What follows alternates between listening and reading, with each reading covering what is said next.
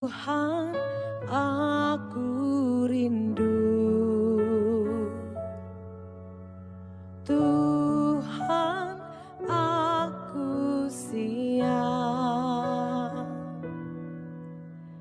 Penuhi aku dengan roh-Mu. Ku rindu lawatan-Mu. Tuhan, aku rindu. Tuhan, aku siap. Penuhi aku dengan roh-Mu.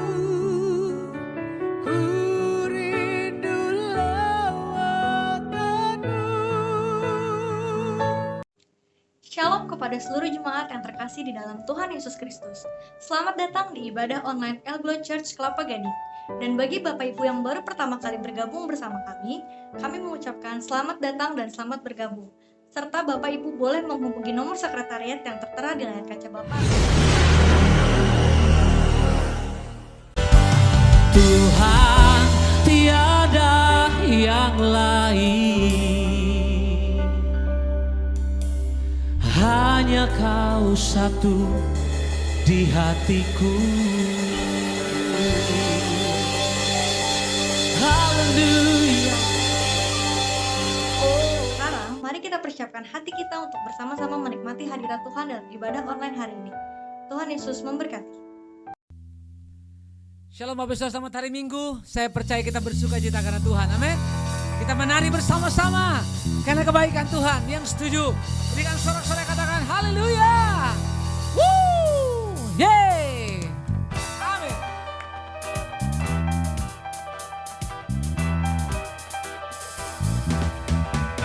Bila roh Allah ada di dalamku, ku kan menari seperti Daud menari. Bila roh Allah ada di dalamku, ku kan menari seperti Daud menari. Lagi. Bila roh Allah ada di dalamku, ku kan menari seperti Daud menari. Yeay. Bila roh Allah ada di dalamku, ku kan menari seperti Daud menari. Ku kan menari, ku kan menari, ku kan menari seperti Daud menari. Ku kan menari, ku kan menari, ku kan menari seperti Daud menari. Bila roh Allah ada di dalamku, ku kan menari seperti Daud menari. Bila roh Allah ada di dalamku, ku kan menari seperti Daud menari. Lagi. Bila roh Allah ada di dalamku, ku kan menari seperti Daud menari. Bila roh Allah ada di dalamku, ku kan menari seperti Daud menari. Ku kan menari, ku kan menari, ku kan menari seperti Daud menari. Ku kan menari, ku kan menari, ku kan menari seperti Daud menari. Ku kan menari, ku kan menari, ku kan menari, ku kan menari seperti Daud menari. Ku kan menari, ku kan menari, ku kan menari seperti Daud menari. Allah mana yang besar seperti Allah kita, Allah mana yang dahsyat seperti Allah kita. Dia kuat dan penuh kuasa, tiada Allah yang seperti Dia. Allah mana yang besar seperti Allah kita, Allah mana yang dahsyat seperti Allah kita. Dia kuat dan penuh kuasa, tiada Allah yang seperti Dia. Ku kan menari, ku kan menari, ku kan menari seperti Daud menari. Ku kan menari, ku kan menari, ku kan menari seperti Daud menari. Lagi. Ku kan menari, ku kan menari, ku kan menari seperti Daud menari. Ku kan menari, ku kan menari, ku kan menari seperti Daud menari. Ku kan menari seperti Daud menari. Ku kan menari seperti Daud menari. Haleluya. Kami bersukacita dengan ucapan syukur, dengan nyanyian sorak-sorai, sebab tidak ada Allah yang seperti Engkau, menyertai kami, menuntun hidup kami sampai hari ini. Terima kasih Tuhan. Kami mau datang dalam hadirat Tuhan. Kami mau nikmati Tuhan lebih dalam lagi. Demi nama Yesus yang percaya katakan amin. Mari sama-sama datang sembah Dia. Terima kasih Tuhan.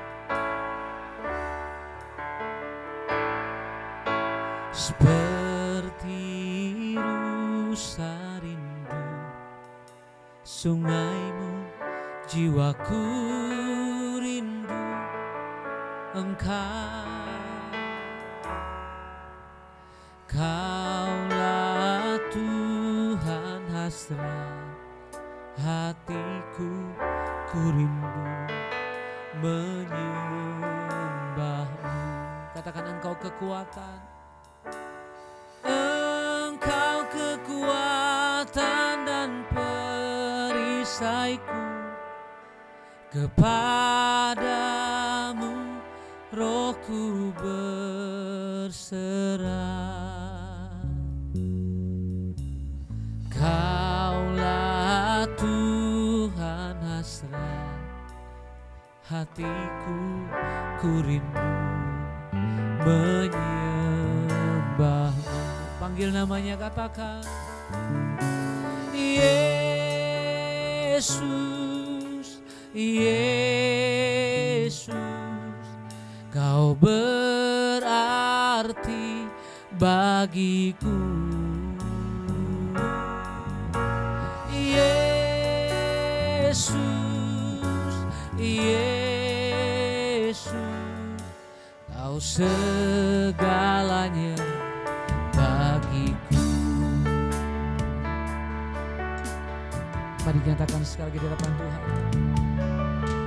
Seperti rusa rindu sungaimu, jiwaku rindu Engkau. Kaulah Tuhan hasrat hatiku, ku rindu menyembahmu. Katakan Engkau kekuatan, Engkau kekuatan dan perisaiku. Kepadamu rohku berserah. Kaulah Tuhan hasrat hatiku, ku rindu menyembahmu. Panggil namanya Yesus, Yesus, Kau berarti bagiku.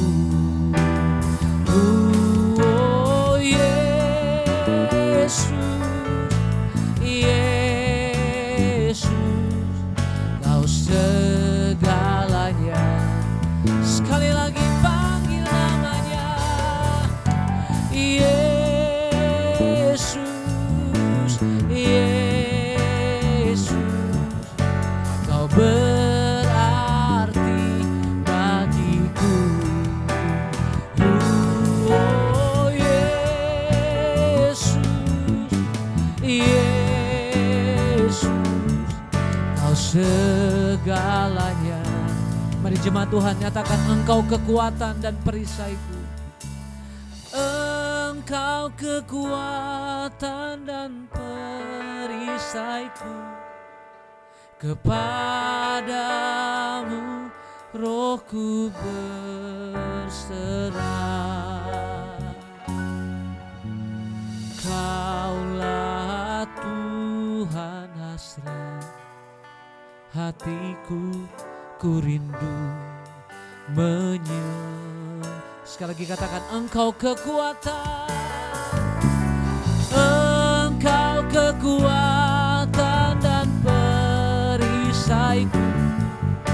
Kepadamu rohku berserah. Kaulah Tuhan hasrat hatiku, ku rindu menyembahmu. Panggil namanya, oh Yesus, Yesus. Kau berarti bagiku. Oh Yesus, Yesus. Kau segalanya bagiku. Panggil nama Yesus, Yesus, Yesus. Kau berarti bagiku. Oh Yesus, Yesus. Kau segalanya bagiku. Kau segalanya, kau segalanya bagiku. Lagi nyatakan, kau segalanya bagiku. Oh, kaulah segalanya di dalam hidup kami. Oh, mari sembah Dia. Oh, kau segalanya dalam hidup kami. Kau satu-satunya Allah yang layak terima sembah, yang layak terima hormat.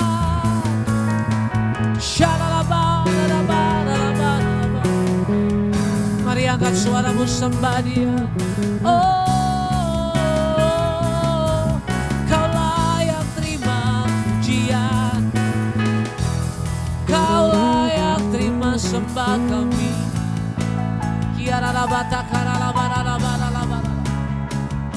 Haleluya.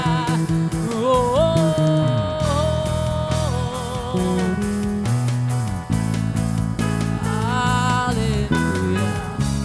Syakarada baba baba baba. Syarala bata karala barala bara. Tiarala bata karala bara. Tiarala bata karala baba. Ini pengakuan kami Tuhan. Ini pengakuan dari hati kami. Kaulah segalanya. Mari buka kedua tanganmu di hadapan Tuhan. Thank you Jesus. Selamanya ku puji, ku sembah Yesus. Selamanya ku sanjung namamu. Selamanya tekadku senangkan Engkau selamanya. Kaulah segalanya. Sama-sama selamanya. Oh, selamanya ku puji,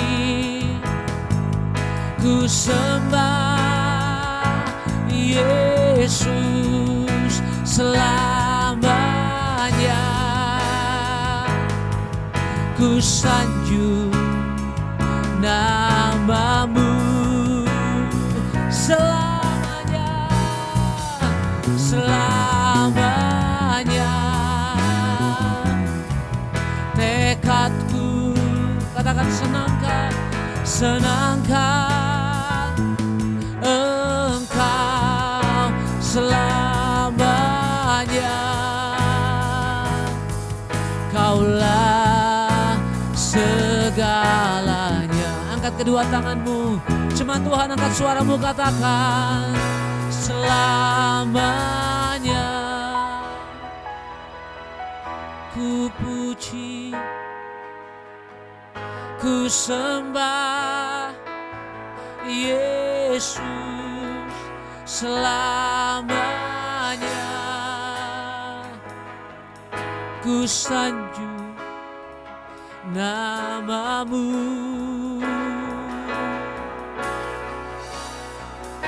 selamanya. Tekad kami Tuhan, tekadku senangkan Engkau selamanya. Kaulah segalanya, Kaulah segalanya, Kaulah segalanya. Haleluya. Tekad kami, kerinduan kami hanya mau menyenangkan hati Tuhan. Keinginan dari hati kami hanya menyembah-Mu dan hanya terus ada di hadirat Tuhan. Kami percaya penyembahan kami menyenangkan hati Tuhan. Dan aku percaya setiap kami menerima lawatan kuasa Roh-Mu. Hati kami terbuka untuk terima firman-Mu, urapi hamba-Mu. Kami percaya firman-Mu menegur, menasihati, membangkitkan iman kami. Demi nama Yesus kami berdoa, haleluya. Amin.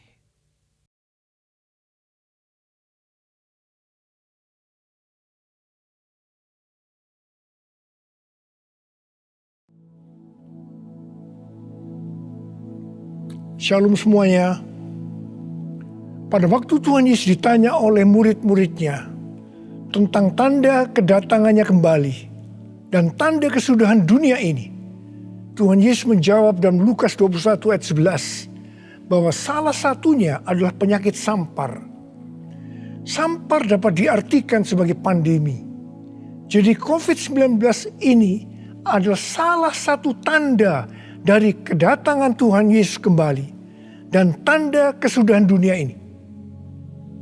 Selain itu, Tuhan Yesus menjawab dari Matius 24 ayat 14 yang berkata, dan Injil kerajaan ini akan diberitakan di seluruh dunia menjadi kesaksian bagi semua bangsa. Sesudah itu barulah tiba kesudahannya. Tuhan Yesus pasti datang kembali. Karena itu dia memberikan amanat agung kepada kita, yaitu agar kita pergi dan menjadikan semua bangsa itu murid Tuhan Yesus. Hal ini juga berarti agar terjadi penuaian jiwa besar-besaran sebelum Tuhan Yesus datang kembali. Sekarang kita akan melihat bagaimana proses untuk menyelesaikan amanat agung atau proses penuaian jiwa yang terbesar dan yang terakhir sebelum Tuhan Yesus datang kembali. Untuk menyelesaikan amanat agung tidak bisa dengan kekuatan sendiri. Karena itu pesan terakhir Tuhan Yesus sebelum naik ke sorga kepada murid-muridnya, yang juga berarti kepada kita semua dalam Kisah Para Rasul 1 ayat 8, yaitu tetapi kamu akan menerima kuasa kalau Roh Kudus turun ke atas kamu, dan kamu akan menjadi saksiku di Yerusalem dan di seluruh Yudea dan Samaria dan sampai ke ujung bumi. Jadi untuk menyelesaikan amanat agung, kita harus menerima kuasa dari Roh Kudus yang turun ke atas kita. Setelah itu dengan disaksikan para muridnya, Tuhan Yesus naik ke sorga. Setelah Tuhan Yesus naik ke sorga, 120 murid Tuhan Yesus berkumpul di kamar loteng Yerusalem. Mereka melakukan ini karena Tuhan Yesus memerintahkan agar mereka tidak meninggalkan kota Yerusalem sebelum diperlengkapi dengan kuasa dari tempat tinggi. Tuhan Yesus berkata, sebab Yohanes membaptis dengan air, tetapi tidak lama lagi kamu akan dibaptis dengan Roh Kudus. Apa yang dilakukan 120 murid di kamar loteng? Alkitab berkata bahwa mereka semua bertekun dengan sehati dalam doa bersama-sama. Artinya mereka berdoa, memuji dan menyembah Tuhan dalam unity siang dan malam. Ini adalah prinsip restorasi Pondok Daud. Ini adalah prinsip menara doa. Setelah 10 hari mereka melakukan hal itu, maka pada hari raya Pentakosta, tiba-tiba turunlah dari langit suatu bunyi seperti tiupan angin keras yang memenuhi seluruh rumah di mana mereka duduk. Dan tampaklah lidah-lidah seperti nyala api yang bertebaran dan hinggap kepada mereka masing-masing. Maka penuhlah mereka dengan Roh Kudus. Lalu mereka mulai berkata-kata dalam bahasa-bahasa lain, seperti yang diberikan oleh Roh itu kepada mereka untuk mengatakannya. Itu adalah bahasa Roh. Jadi tanda awal orang yang dibaptis dengan Roh Kudus adalah mereka akan berbahasa Roh. Apa yang terjadi setelah murid-murid Tuhan Yesus dipenuhi dengan Roh Kudus? Hal yang pertama, Petrus berkhotbah sekitar 5 menit. Dan kira-kira 3.000 orang bertobat dan dibaptis. Petrus berkhotbah dengan kuasa Roh Kudus. Pada zaman itu populasi penduduk dunia sekitar 255 juta orang. Sekarang penduduk dunia sekitar 7,8 miliar. Jadi 3.000 orang yang bertobat dan dibaptis pada waktu itu setara dengan sekitar 91.000 orang pada saat ini. Saya percaya hal ini juga bisa terjadi seperti pada waktu itu. Hal yang kedua, setelah murid-murid Tuhan Yesus dipenuhi dengan Roh Kudus, mereka dipakai untuk menyatakan tanda-tanda dan mujizat sehingga banyak orang yang bertobat. Petrus dan Yohanes menyembuhkan orang lumpuh sejak lahir. Bayangan Petrus bisa menyembuhkan orang sakit. Sapu tangan atau kain yang pernah dipakai Paulus, jika diletakkan pada orang sakit atau yang dirasuk setan, maka orang itu akan sembuh. Dalam Markus 16 ayat 15 sampai dengan 18, Tuhan Yesus berkata bahwa kalau kita pergi untuk memberitakan Injil, maka tanda-tanda dan mujizat akan menyertai kita. Sejak tahun 2006, saya diperintahkan oleh Tuhan untuk mengadakan kebaktian kesembuhan ilahi. Selama 13 tahun, saya sudah mengadakan 318 kali kebaktian kesembuhan ilahi. Setiap kali saya berkhotbah, pasti saya memberitakan Injil. Tanda-tanda dan mujizat terjadi. Saya diizinkan Tuhan untuk melihat dan mengalami mujizat seperti yang dilakukan oleh Tuhan Yesus 2000 tahun yang lalu. Hal yang ketiga, setelah murid-murid Tuhan Yesus dipenuhi dengan Roh Kudus, maka cara hidup mereka berubah. Sehingga banyak orang bertobat. Yang pertama, mereka bertekun dalam pengajaran rasul-rasul dan dalam persekutuan. Ini bisa diartikan mereka suka membaca Alkitab. Mazmur 119 ayat 105 berkata, Firman-Mu adalah pelita bagi kakiku dan terang bagi jalanku. Kalau kita suka membaca Alkitab, itu akan menuntun jalan hidup kita. Hidup benar sesuai dengan firman Tuhan. Kita akan menjadi orang yang berintegritas. Dan itu akan membuat orang lain bertobat. Firman-Mu pelita bagi kakiku terang bagi jalanku. Firman pelita bagi kakiku, terang bagi jalanku. Waktu ku bimbang dan hilang jalanku, tetaplah kau di sisiku. Dan takkan ku takut asal kau di dekatku, besertaku selamanya.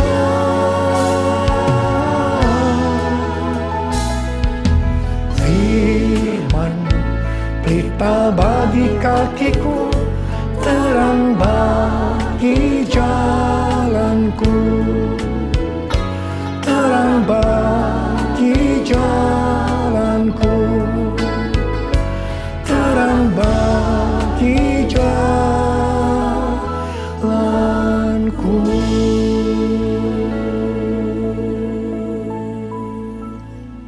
Yang kedua, perubahan cara hidup yang membuat banyak orang bertobat adalah mereka selalu berkumpul, memecahkan roti dan berdoa. Ini bisa dikatakan mereka hidup dalam unity dan suka berdoa. Hari-hari ini saya melihat melalui menara doa bahwa ada doa, pujian dan penyembahan dalam unity siang dan malam.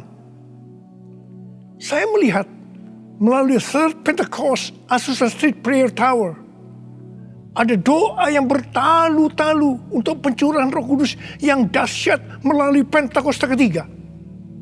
Saya percaya kalau Tuhan sudah berikan kepada kita beban untuk berdoa seperti ini, maka ini merupakan tanda bahwa Pentakosta ketiga yang dahsyat akan turun dan akan terjadi penuaian jiwa yang terbesar dan yang terakhir sebelum Tuhan Yesus datang kembali. Saya juga percaya Pentakosta ketiga akan membangkitkan generasi Yeremia, yaitu anak-anak muda yang dipenuhi Roh Kudus, cinta mati-matian kepada Tuhan Yesus, tidak kompromi terhadap dosa, dan akan memenangkan banyak jiwa. Yang ketiga, perubahan cara hidup jemaat yang membuat banyak orang bertobat, yaitu karena mereka suka memberi, sehingga tidak ada yang berkekurangan. Dalam kondisi krisis ekonomi akibat pandemi hari-hari ini, justru Tuhan menghendaki agar kita suka memberi. Alkitab berkata, adalah lebih berbahagia memberi daripada menerima. Lukas 6 ayat 38 berkata, berilah dan kamu akan diberi. Suatu takaran yang baik, yang dipadatkan, yang digoncang, dan yang tumpah keluar akan dicurahkan ke dalam ribaanmu. Sebab ukuran yang kamu pakai untuk mengukur akan diukurkan kepadamu. Saudara, kita akan memberikan dengan ukuran ini. Katakan kita akan memberikan beras. Kita isi ini dengan beras. Setelah penuh, kita tekan.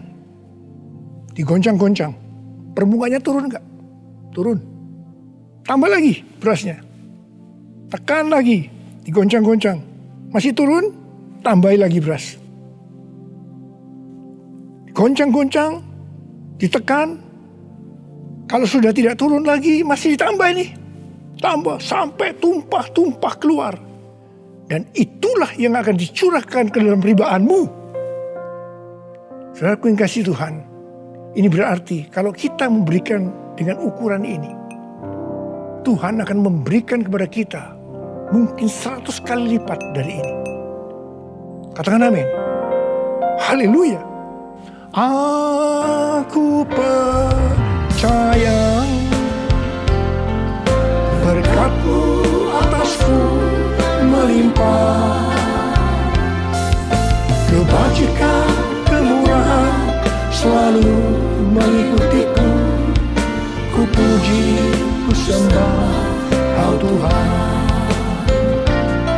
Ku puji, ku sembah Kau Tuhan. puji, ku sembah Kau Yesus.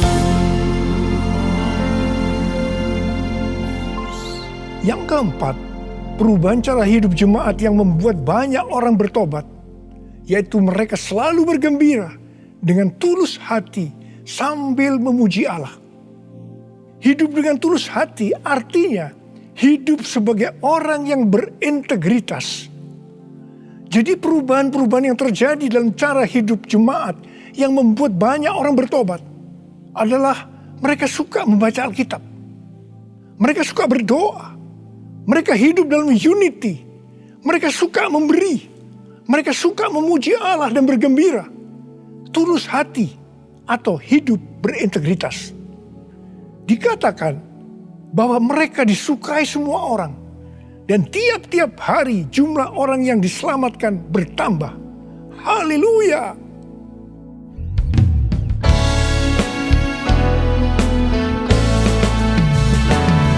Sembah Kau Tuhan, ku mengangkat tanganku.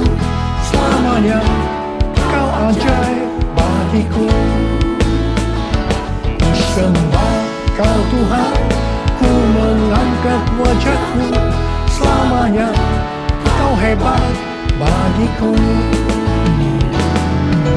Haleluya, haleluya,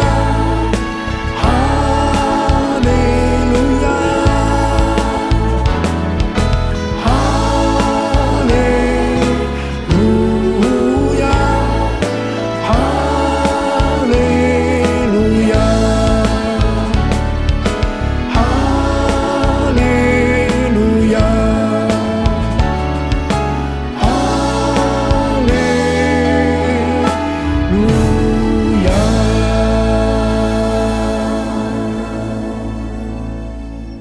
Saya percaya mereka menganggap bahwa pola penuaian jiwa hanya seperti itu. Mereka sebagai orang-orang percaya hidup dalam zona nyaman. Mereka biasa berkumpul dalam unity sambil membaca Alkitab, berdoa dan memuji Tuhan dengan sukacita. Tidak ada yang berkekurangan. Wow, siapa yang tidak mau menjadi orang percaya? Tetapi ternyata supaya penuaian jiwa bertambah besar, Tuhan izinkan proses berikutnya terjadi, yaitu aniaya menimpa jemaat di Yerusalem. Selain rasul-rasul, maka mereka harus lari meninggalkan Yerusalem. Mereka pergi ke Yudea dan Samaria sambil memberitakan Injil. Jadi kalau tadinya penuaian jiwa hanya terjadi di Yerusalem saja, sekarang menyebar ke seluruh Yudea dan Samaria. Dan pola penuaian jiwa yang seperti ini masih terjadi sampai hari ini. Saya teringat kesaksian yang pernah saya dengar dari Gus Dur. Beliau pernah berkata, orang Kristen itu jangan ditekan-tekan. Sebab kalau ditekan, mereka akan meledak. Justru kalau dibiarkan dalam zona nyaman, mereka tidak akan berkembang.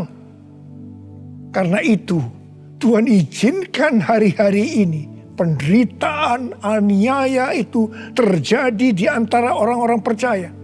Supaya terjadi penuaian jiwa yang lebih besar.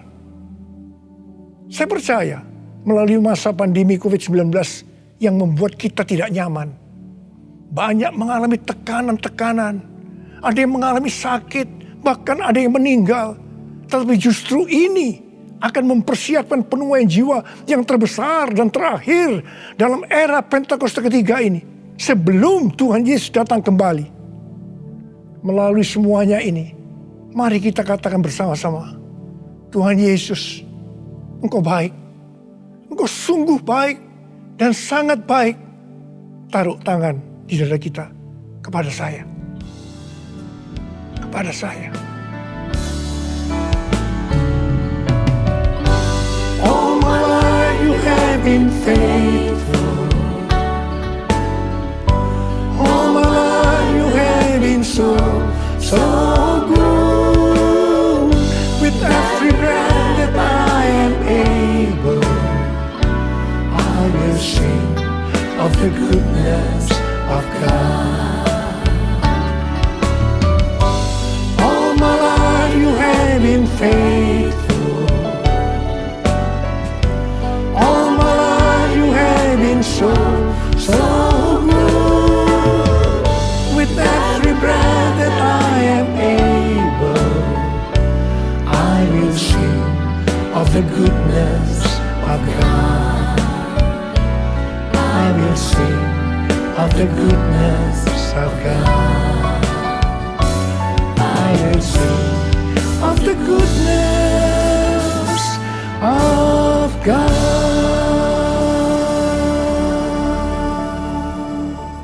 Ternyata pola penuaian yang terjadi di atas belum menyelesaikan rencana Tuhan. Karena selain penuaian jiwa harus terjadi di Yerusalem, di seluruh Yudea dan Samaria, tetapi juga harus sampai ke ujung bumi.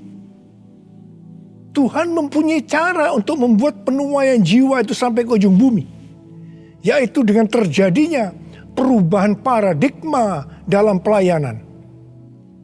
Selama ini pengertian tentang keselamatan hanya untuk orang-orang Yahudi saja. Tetapi melalui peristiwa Kornelius, di mana Petrus diutus oleh Tuhan untuk mendatangi Kornelius yang bukan orang Yahudi, untuk memberitakan jalan keselamatan.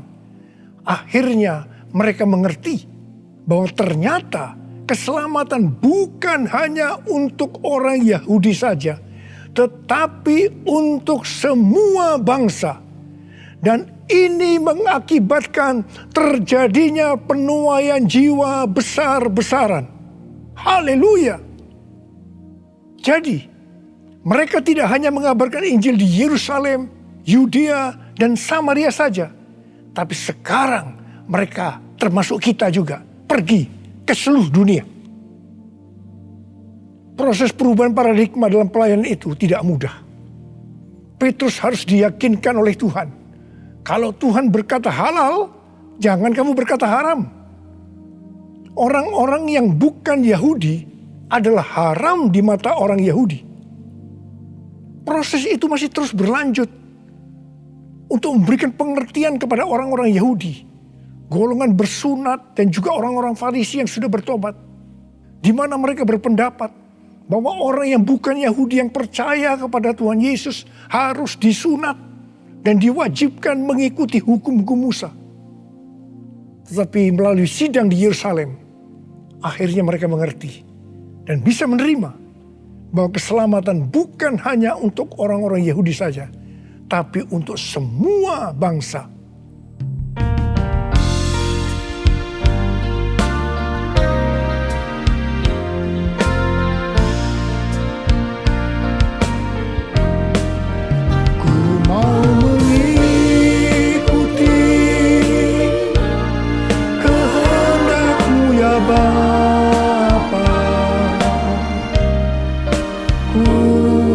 Selalu menyenangkan hatimu. Ku mau selalu menyenangkan hatimu. Ku mau selalu menyenangkan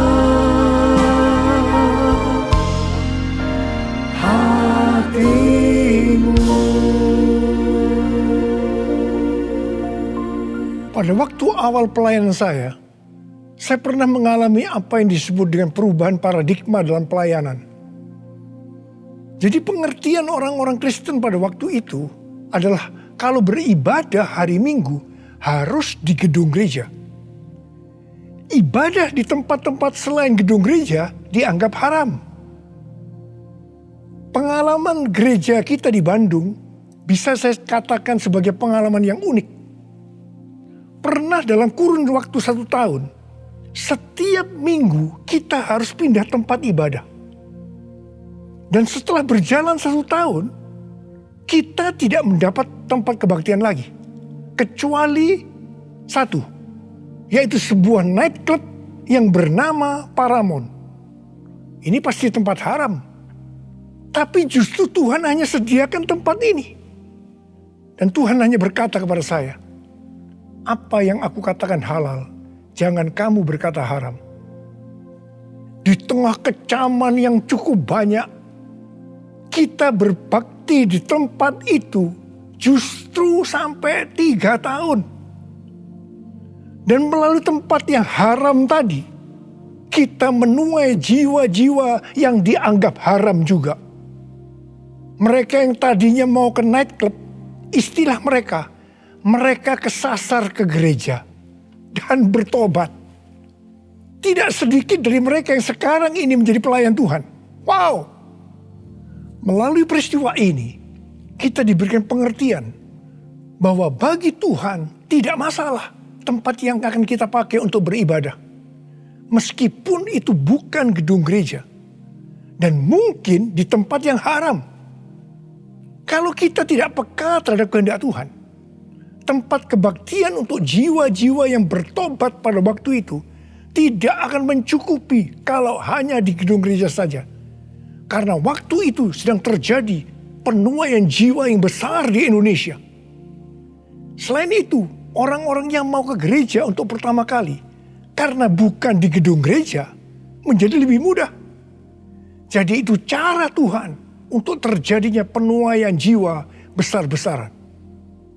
Hari-hari ini, untuk memasuki penuaian jiwa yang terbesar dan terakhir, Tuhan mencurahkan Roh Kudus-Nya yang kita sebutkan dengan Pentakosta ketiga. Saya percaya Pentakosta ketiga bisa disebutkan sebagai perubahan paradigma dalam pelayanan. Terus terang, sampai dengan hari ini, banyak orang-orang yang belum mengerti tentang Pentakosta ketiga ini. Memang tidak mudah untuk mengerti tentang perubahan paradigma dalam pelayanan. Tetapi saya percaya bahwa pada akhirnya kita semua akan melihat bahwa dengan adanya Pentakosta ketiga ini akan terjadi penuaian jiwa yang terbesar dan yang terakhir sebelum Tuhan Yesus datang kembali. Hosana, Hosana di tempat yang tinggi. Hosana, Hosana di hati yang suci. Hosana, Hosana, Hosana di tempat yang tinggi. Hosana, Hosana di hati yang suci. Angkat tangan saudara, saya berdoa buat saudara. Uliyalah basyaraka mata karawala. Oh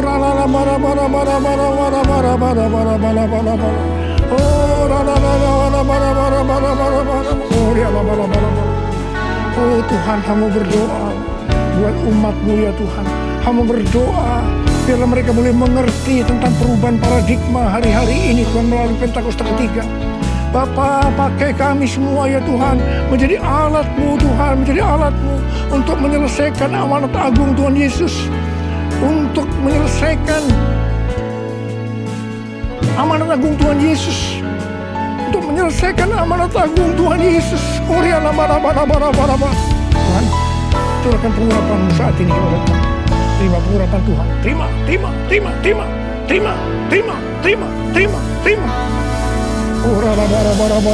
kasih. Terima kasih. Dalam nama Yesus. Dalam nama Yesus. Dalam nama Yesus. Amin. Mari saudara-saudara, kita akan masuk dalam perjamuan kudus.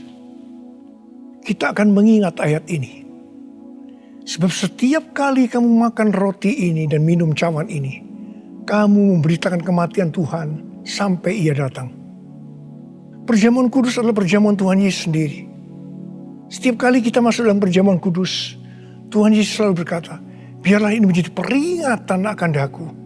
Karena itu, mari arahkan hati dan pikiran kita kepada kebaikan Tuhan. Mari kita tundukkan kepala. Tuhan Yesus, ya Bapa, siapakah kami sebelum kami mengenal Engkau? Kami semua orang berdosa, upah dosa adalah maut, mati. Tapi Engkau yang tidak berdosa telah dijadikan dosa oleh karena kami. Engkau harus turun dari sorga mulia, mati ganti kami dengan penderitaan yang luar biasa.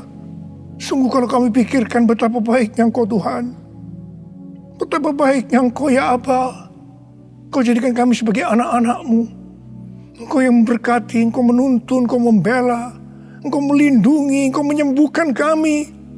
Engkau juga menegur kalau kami salah. Itu Engkau ya Aba. Itu Engkau ya Aba. Betapa baiknya Engkau itu.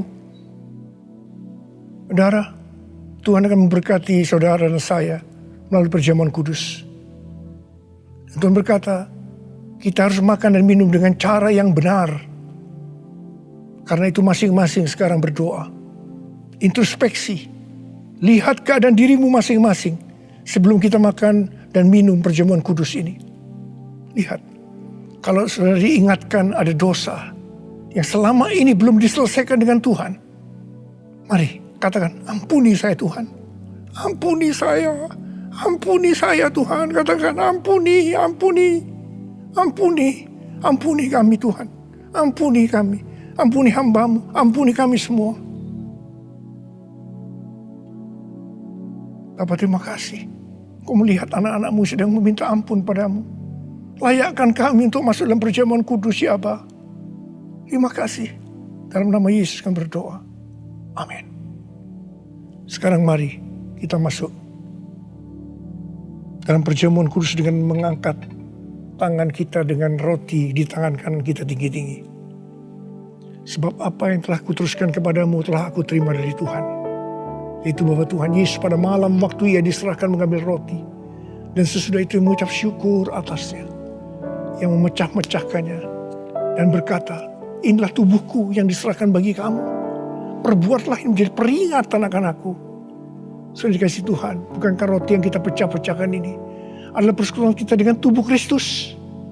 Mari kita makan dalam nama Yesus.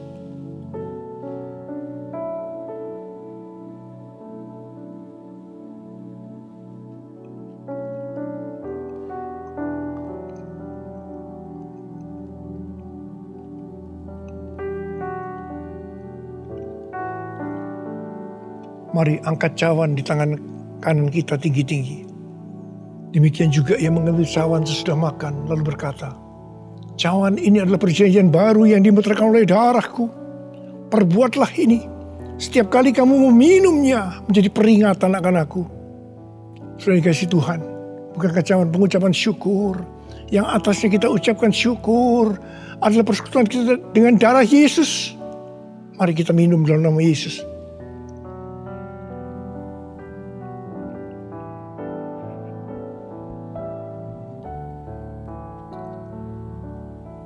Mari angkat tangan kita, ucapan syukur dengan suara, jangan diam. Katakan, terima kasih ya Tuhan. Terima kasih ya Tuhan, makasih. Oh, rala-bala-bala-bala-bala-bala-bala. Engkau baik Tuhan, Engkau baik Tuhan, Engkau baik Tuhan. Oh, terima kasih, terima kasih. Tuhan Yesus, Engkau baik, Engkau baik. Dalam seluruh hidup kami, Engkau baik Tuhan, Engkau baik, Engkau sungguh baik, Engkau sungguh baik ya Aba, Engkau sungguh baik. Oh, all my life you have been faithful. All my life you have been so good. With every breath that I am able, I will sing of the goodness of God.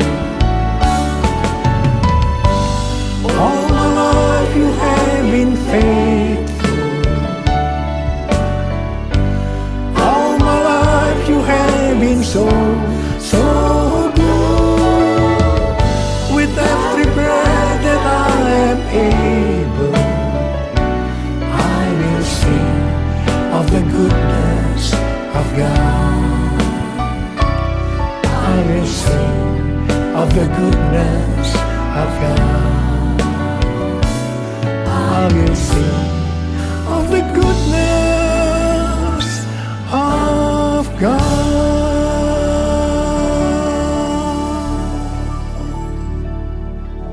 Terima kasih Abba. Terima kasih. Terima kasih. Terima kasih. Dalam nama Yesus. Amin. Mari angkat tangan saudara. Terimalah berkat Tuhan. Kasih karunia yang berlimpah-limpah daripada Allah Bapa dalam Anak yang tunggal Yesus Kristus. Persekutuan yang manis dengan Roh Kudus menyertai saudara sekalian mulai hari ini. Sampai Tuhan Yesus datang menjemput kita di awan-awan dan bahkan sampai selama-lamanya. Yang percaya bersama-sama katakan, amin.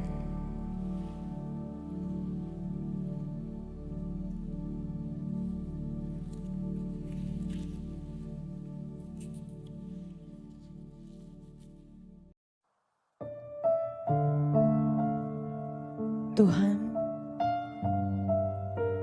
seluruh hidup kami, tubuh, jiwa, roh kami rela memberikan semuanya kepada Tuhan.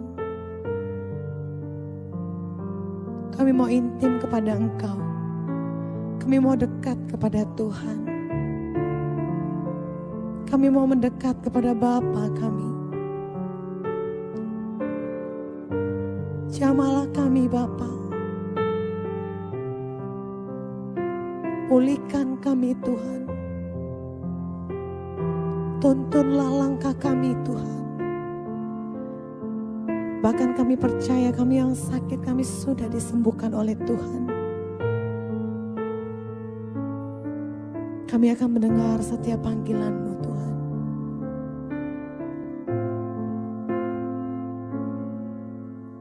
Tuhan, ku berikan semuanya, tubuh, jiwa, rohku, relakan semuanya. Ku ingin menyenangkan-Mu selalu, dan selalu ku jawab panggilan-Mu.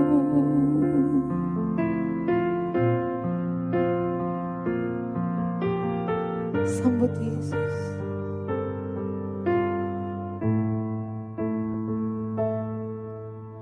Tuhan, ku berikan semuanya,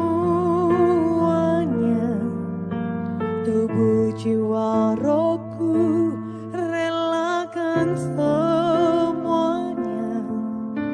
Ku ingin menyenangkan-Mu selalu, dan selalu ku jawab panggilan-Mu. Ajari aku mengerti perasaanmu, mengerti detak jantungmu. Biarkan aku punya keintiman hanya denganmu, sampai kau dapati hatiku seirama dengan hatimu.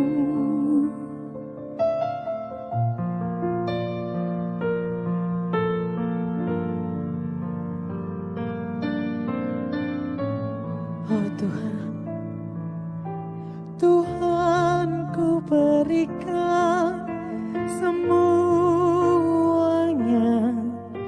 tubuh, jiwa, rohku, relakan semuanya. Ku ingin menyenangkan-Mu selalu, dan selalu ku jawab panggilan-Mu. Ajari aku mengerti perasaanmu, mengerti detak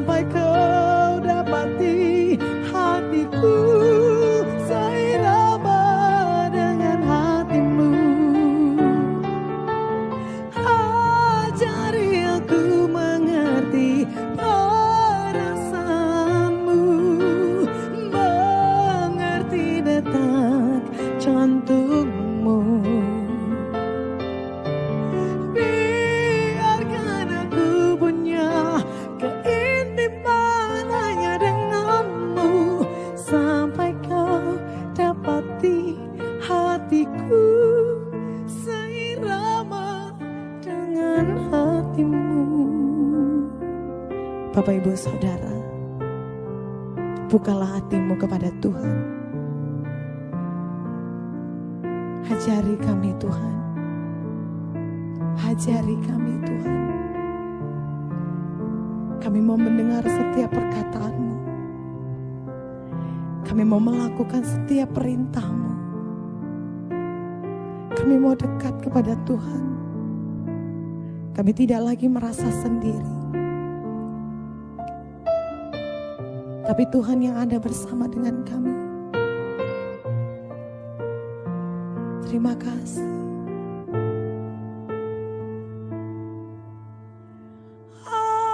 Ajari aku mengerti perasaanmu, mengerti detak jantungmu.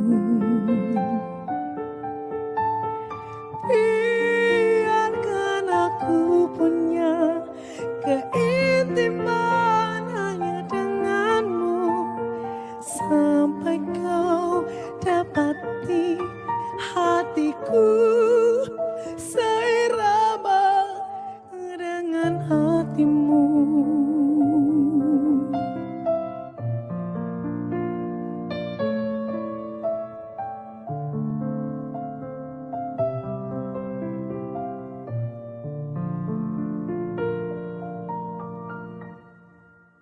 Kau tunjukkan kasih setiamu, kau menyediakan yang ku perlu. Kau setia, kau mulia, dulu, sekarang, dan selamanya. Kau tunjukkan. Bila kau izinkan sesuatu terjadi, ku percaya semua untuk kebaikanku. Bila nanti telah tiba waktumu, ku percaya kuasa-Mu memulihkan hidupku. Katakan, waktu Tuhan, waktu Tuhan pasti yang terbaik. Walau kadang tak mudah dimengerti, lewati cobaan, ku tetap percaya waktu Tuhan pasti yang terbaik. Lagi katakan, waktu Tuhan pasti yang terbaik. Walau kadang tak mudah dimengerti, lewati cobaan, ku tetap percaya waktu Tuhan pasti yang terbaik. Mari kita bersatu di dalam doa. Kita akan membawa syafaat negara kita ke dalam tangan Tuhan. Tuhan Yesus, terima kasih untuk kebaikan-Mu, terima kasih untuk penyertaan-Mu bagi negara kami ini. Kami mau berdoa kiranya Tuhan menolong negara kami ini, khususnya bagi situasi kondisi COVID yang ada. Kami percaya Tuhan akan mengangkat dan Tuhan akan memberikan jalan keluar dan kemenangan bagi kami, seluruh dunia ini juga dan seluruh negara kami ini. Kami berharap kepada Engkau, hanyalah Engkaulah satu-satunya Tuhan yang sanggup mampu menolong kami. Khususnya bagi gereja-gereja yang akan mengalami kembali, semua pintu gereja akan dibuka untuk ibadah. Kami berdoa supaya Tuhan menyertai, Tuhan menolong, Tuhan menopang, sehingga pada waktu gereja-gereja dibuka, jemaat-jemaat sungguh luar biasa haus akan beribadah bersama-sama, kembali memuji, menyembah akan Engkau yang luar biasa, yang hidup itu, sehingga gereja benar-benar diberkati oleh Engkau dan seluruh hamba-hamba Tuhan juga yang melayani dan semua anak-anak Tuhan yang terlibat di dalam pelayanan. Tuhan memberkati dan memperlengkapi dengan lebih lagi. Terima kasih Tuhan Yesus. Kami menyerahkan doa syafaat kami minggu ini ke dalam tangan Tuhan, dan jadilah kehendak Tuhan di dalamnya, dalam nama Tuhan Yesus. Haleluya. Amin. Mari saudaraku yang dikasihi Tuhan Yesus, kita mau menerima berkat daripada Tuhan. Angkat tangan dan arahkan hatimu. Diberkatilah engkau pada waktu masuk. Diberkati engkau pada waktu keluar. Diberkati semua pekerjaanmu. Diberkati semua usahamu. Diberkati semua pelayananmu. Diberkati semua lumbung-lumbungmu. Terimalah berkat yang melimpah-limpah dari Allah Bapa, cinta kasih daripada Tuhan Yesus Kristus, dan penyertaan yang manis dari Roh Kudus menyertai kita saat ini sampai kedatangan Tuhan kedua kali menjemput kita di awan-awan yang permai. Mari yang sudah diberkati katakan amin.